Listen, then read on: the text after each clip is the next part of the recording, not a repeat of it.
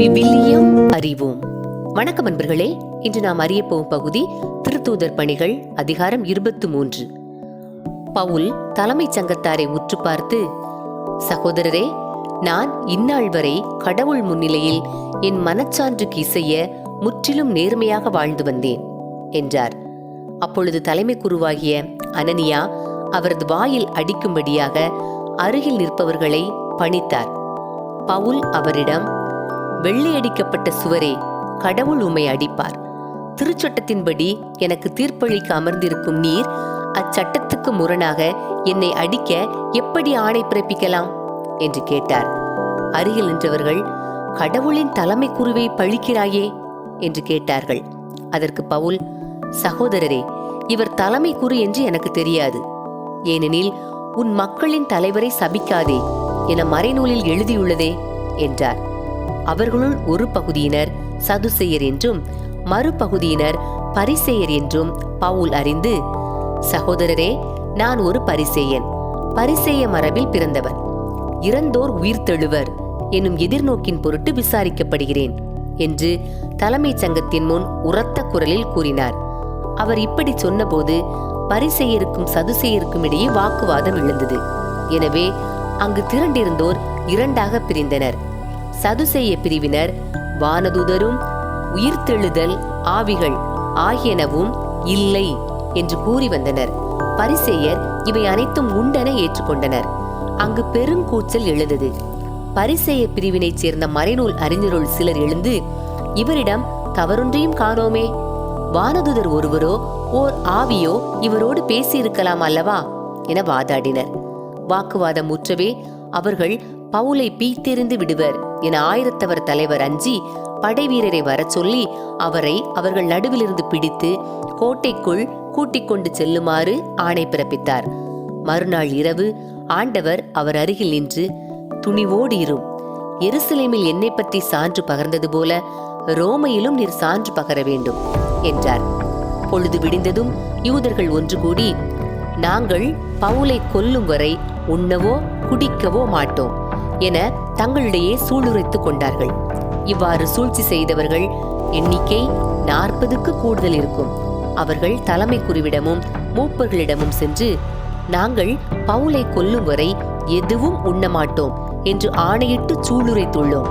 எனவே இப்போது நீங்களும் தலைமைச் சங்கத்தாரும் மிக கருத்தாய் விசாரிக்கும் நோக்குடன் அவரை உங்களிடம் கூட்டிக் கொண்டு வருவதாக ஆயிரத்தவர் தலைவரிடம் தெளிவுபடுத்துங்கள்.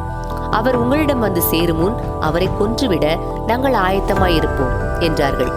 இச்சூழ்ச்சியை பற்றி பவுலின் சகோதரி மகன் கேள்விப்பட்டு கோட்டைக்குள் சென்று இதனை பவுலிடம் அறிவித்தார். பவுல் 100 தலைவர்களுள் ஒருவரை வரவழைத்து, இந்த இளைஞரை ஆயிரத்தவர் தலைவரிடம் கூட்டிச் செல்லுங்கள், அவரிடம் இவர் ஏதோ ஒன்று அறிவிக்க வேண்டுமாம் என்றார். அவரும் அந்த இளைஞரை ஆயிரத்தவர் தலைவரிடம் கூட்டிச் சென்று அவரிடம், கைதியான பவுல் என்னை வரவழைத்து இந்த இளைஞரை உம்மிடம் கூட்டிக் கொண்டு வருமாறு என்னிடம் கேட்டுக்கொண்டார். இவர் ஏதோ ஒன்று உம்மிடம் சொல்ல வேண்டுமாம் என்றார். ஆயிரத்தவர் தலைவர் அவர் கையை பிடித்து தனியே கூட்டிச் சென்று, நீ என்னிடம் என்ன அறிவிக்க வேண்டும் என வினவினார். அவர், யூதர்கள் பவுலை மிக கருத்தாய் விசாரிக்கும் நோக்கம் உடையவர்கள் போல் அவரை தலைமைச் சங்கத்திற்கு நாளை கொண்டு வர உம்மை கேட்டுக்கொள்ள வேண்டுமென உடன்பாடு செய்து கொண்டுள்ளார்கள். நீர் அவர்களுக்கு இணங்க வேண்டாம். ஏனெனில் அவர்களுள் 40க்கும் அதிகமானோர் சூழ்ச்சி செய்து, நாங்கள் பவுலை கொல்லும் வரை உண்ணவும் குடிக்கவும் மாட்டோம் என சூளுரைத்துள்ளனர். உம்முடைய முடிவை அறிந்து கொள்ள தகுந்த ஏற்பாடுகளுடன் காத்து கொண்டிருக்கிறார்கள் என்று சொன்னார்.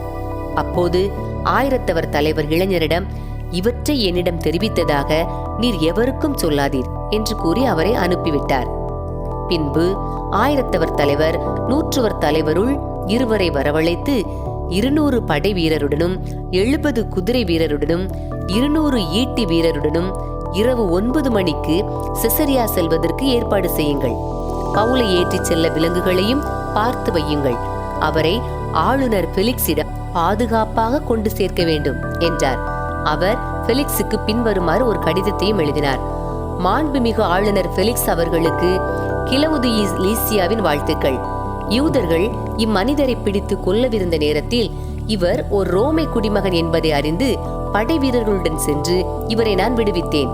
அவர்கள் இவர் மேல் குற்றம் சாட்ட காரணம் என்ன என்று அறிந்து கொள்ள நான் இவரை தலைமைச் சங்கத்துக்கு கூட்டிச் சென்றேன். அவர்களுடைய திருச்சட்டம் சார்ந்த கருத்து வேறுபாடுகளின் காரணமாகத்தான் இவர் குற்றம் சாட்டப்பட்டிருக்கிறார். சாவுக்கோ சிறை தண்டனைக்கோ உரிய குற்றம் எதையும் இவரிடத்தில் நான் காணவில்லை. இவருக்கு எதிராக யூதர்கள் சூழ்ச்சி செய்திருக்கிறார்கள் என்னும் செய்தி எனக்கு தெரிவிக்கப்பட்ட உடனே இவரை உம்மிடம் அனுப்பி வைக்கிறேன். இவருக்கு எதிராக குற்றம் சாட்டியோர் கூற வேண்டியவற்றை உம்முன் வந்து கூறவும் கட்டளையிட்டுள்ளேன். படைவீரர்கள் தங்களுக்கு பணிக்கப்பட்டவாறே இரவிலேயே பவுலை கூட்டிக் கொண்டு அந்திப்பத்திரிக்கு போனார்கள். மறுநாள் குதிரை வீரரை பவுலுடன் அனுப்பிவிட்டு மற்றவர்கள் கோட்டைக்கு திரும்பினார்கள். அவர்கள் செசரியா வந்தபோது அக்கடிதத்தை ஆளுநரிடம் கொடுத்து பவுலையும் அவர் முன் நிறுத்தினார்கள். ஆளுநர் கடிதத்தை வாசித்த பின் பவுல் எந்த மாநிலத்தைச் சேர்ந்தவர் என கேட்டு அவர் சிலிசியாவைச் சேர்ந்தவர் என அறிந்து கொண்டார். பின்பு, உன்னை குற்றம் சாட்டுபவர்கள் இங்கு வந்து சேர்ந்ததும் நான் உன் வழக்கை கேட்பேன் என்று கூறி ஏரோதின் மாளிகையில் அவரை காவலில் வைக்குமாறு ஆணை பிறப்பித்தார். அன்பர்களே, இறைவார்த்தையோடு பயணித்தோம். இறைவனோடு நம் பயணத்தை தொடர்வோம்.